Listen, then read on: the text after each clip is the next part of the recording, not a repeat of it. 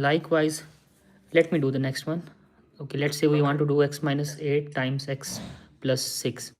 So x times x is x square, x times 6 is 6x, minus 8 times x is minus 8x, and minus 8 times plus 6 is negative 48, right? Yeah. Add the like terms. This is going to be our answer, right? Yeah. And this one is also similar. Can you do this one? Okay.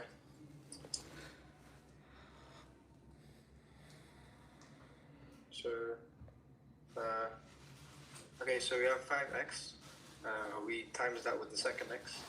We'll get 5x squared. Okay, well done. We do 5x